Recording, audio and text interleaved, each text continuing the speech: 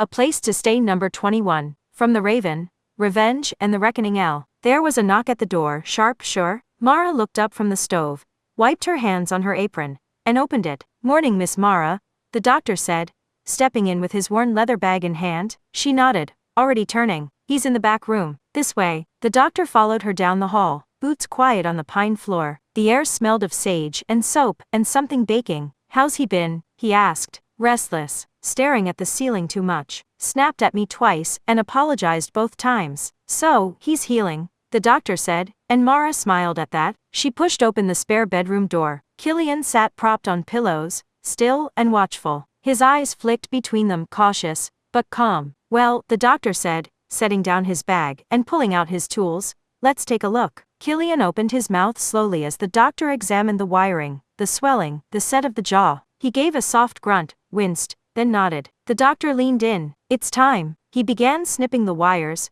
gentle but swift. Mara stood at Killian's side, her hand near his, not touching but close. As the final clip gave way, Killian exhaled through his nose, jaw trembling just slightly. He moved it, just a hair, then again.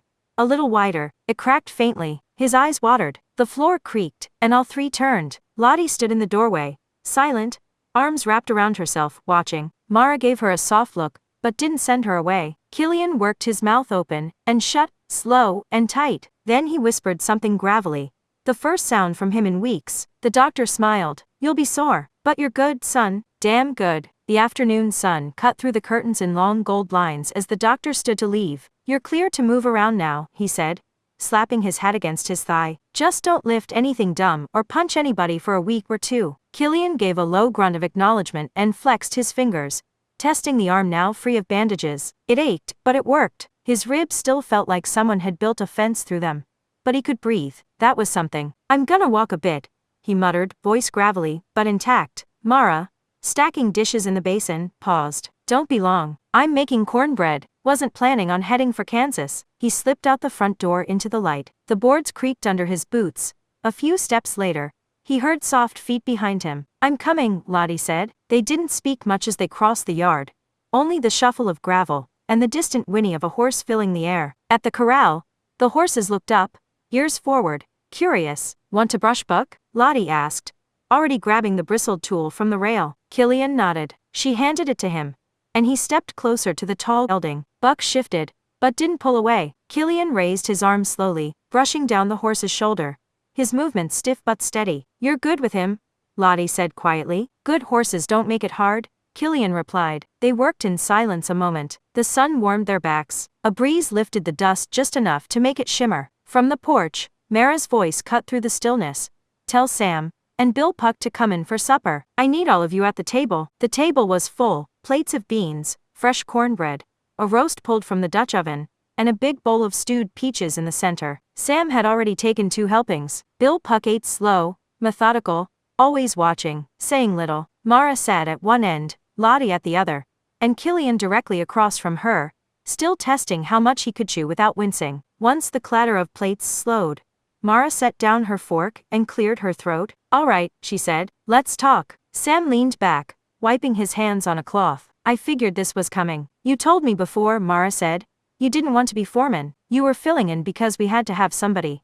Not because you wanted it. That's right, Sam nodded. I'm jigger boss, that's what I know. I don't want to deal with buyers and broken fences and payroll. Mara turned to Killian. So I'm offering it to you. Killian paused, fork halfway to his mouth. He looked across the table at Bill Puck, who gave him a slow, steady nod without a word. You sure? Killian asked quietly. I'm sure, Mara said. We need someone solid. You're solid. Killian set his fork down. All right, I'll do it. Mara nodded, satisfied. Good. Bill finally spoke. You'll do fine. They fell into silence again for a moment, chewing, thinking. Then Lottie piped up. What about Dodge? Sam wiped his mouth. We're close.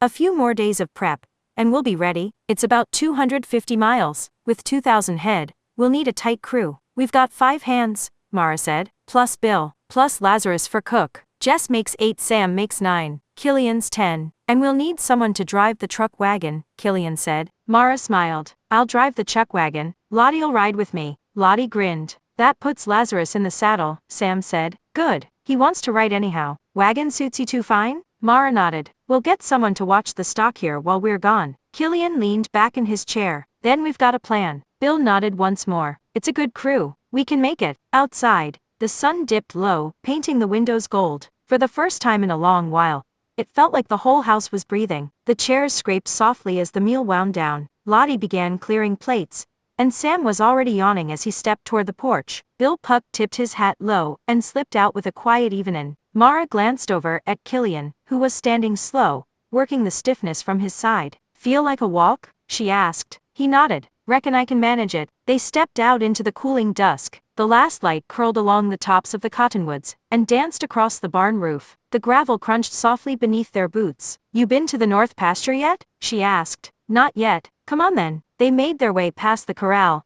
where a few horses stood dozing, and through a narrow gate leading out behind the barn. The air smelled of sage and dust, and the moon was just beginning to rise. This place, she said, gesturing wide. It's about 10 sections, another 4 I lease from the government. Most is grazing except for the 2 sections north of the house we use for hay.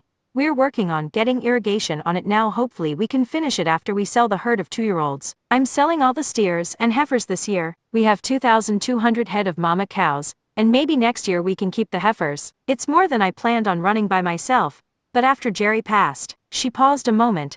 Here we are. Killian looked out over the land. The silence between them wasn't awkward, it just was. Steady, familiar. You ever think of selling? He asked. She looked at him sideways. Sometimes, but only when it's cold, or the well runs out of water in mid-August. She looked at him and smiled. Now that I've got you, maybe we can hold the place together. That made him smile. Well, I didn't know I was gonna be managing a big ranch like this, but I think I might enjoy it. Morrow smiled back, and it's gonna give me a break. Take some of the pressure off. It's been rough on me since Jerry died. They walked a bit farther before she looped them back toward the house. The stars were out now, and the porch light was glowing soft yellow. Inside, Lottie had already gone up. Sam was stretched out in the chair snoring. Mara reached the hallway, then turned to him. You can just keep the spare room if you want. Killian hesitated. I can move to the bunkhouse. Don't mind. I do, she said. Stay where you are. He gave a short nod. Thanks, he said, his voice quieter than before. Good night, Mark. Good night, Mara. The house had gone quiet. Wind whispered at the windows. A distant owl called once, then was still. Mara stood in the hallway,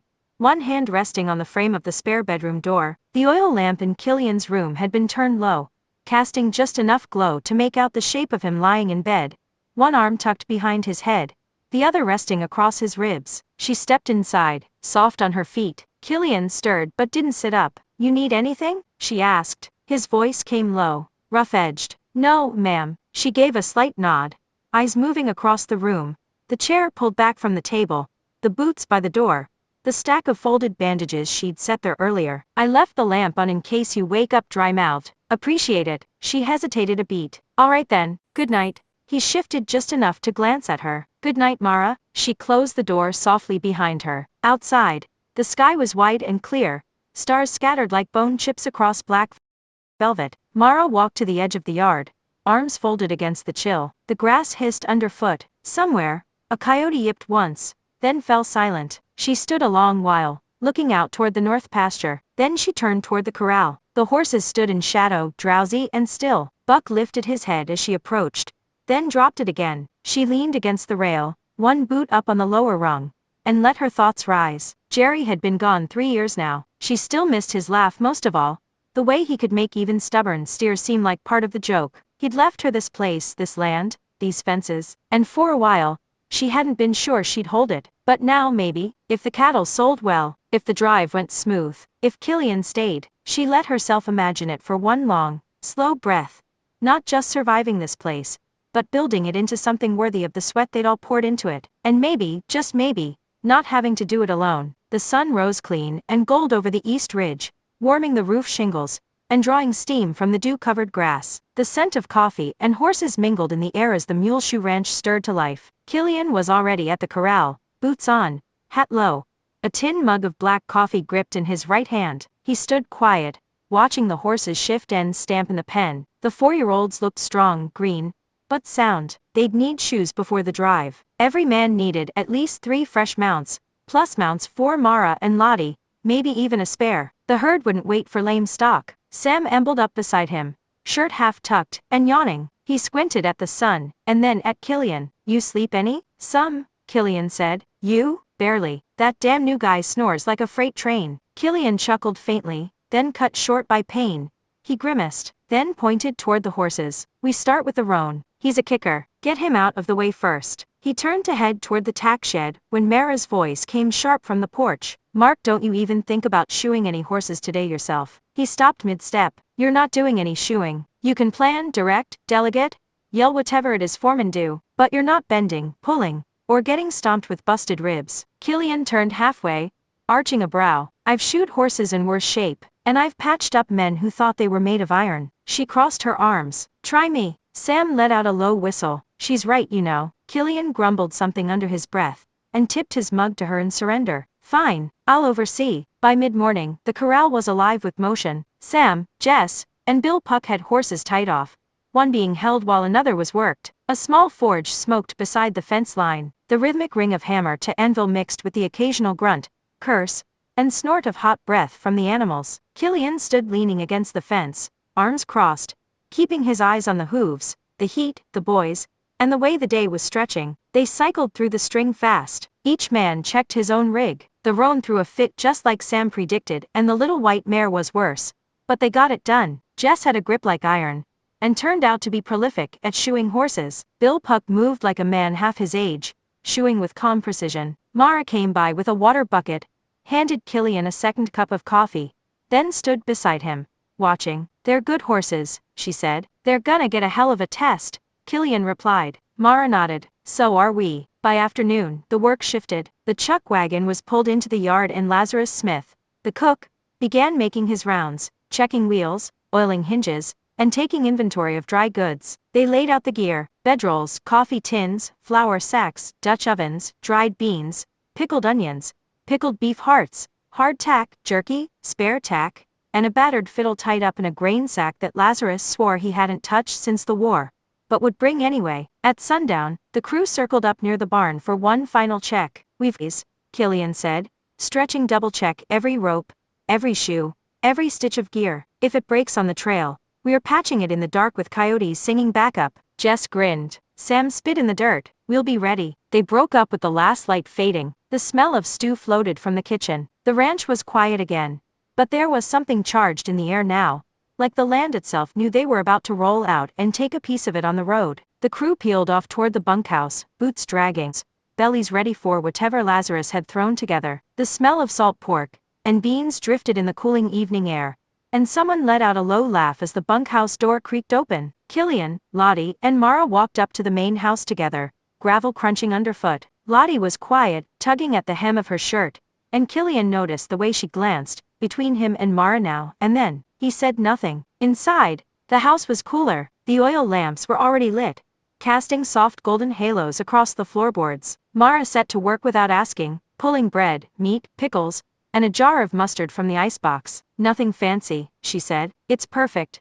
Killian replied. They sat at the table, just the three of them. Lottie asked if there were any cookies left. Mara nodded yes in the larder. Killian ate slower, still easing his jaw, but there was something steady in it now, like a man easing into a rhythm that might just suit him. They didn't talk much, just a few quiet things: weather, supplies, horses. Lottie excused herself first. Mara watched her climb the stairs and listened for her door to shut. I should turn in, Killian said. Mara stood and gathered the plates, not looking at him. He made it to the hallway, stopped near the door to the spare room, and reached for the knob. Mark. He turned. Mara stood in the kitchen doorway, fingers twisted in the hem of her blouse. She opened her mouth like she meant to speak, but closed it again. Her eyes searched his face for a second too long. Then she gave a tiny shake of her head. Never mind, she said softly. She turned and walked down the hall to her bedroom. The door clicked shut. Killian stood still a moment, his hand on the knob. Then he stepped inside his room, closed the door behind him, and sat down on the edge of the bed, the light from the hallway still pressing faint and amber under the door. Lottie lay on her stomach, chin propped on her hands, eyes white in the dark. The lamp had been turned down an hour ago, but sleep hadn't come. Not yet. Outside, the wind rustled the cottonwoods, and she could hear the faint sound of someone moving in the bunkhouse, probably Jess, or Bill going outside. Somewhere, a horse snorted. She turned her face into the pillow, then back again. Killian was staying. That thought buzzed through her like a warm current, not just passing through, not just resting, but staying. He didn't talk much, and half the time he looked like he'd rather be alone.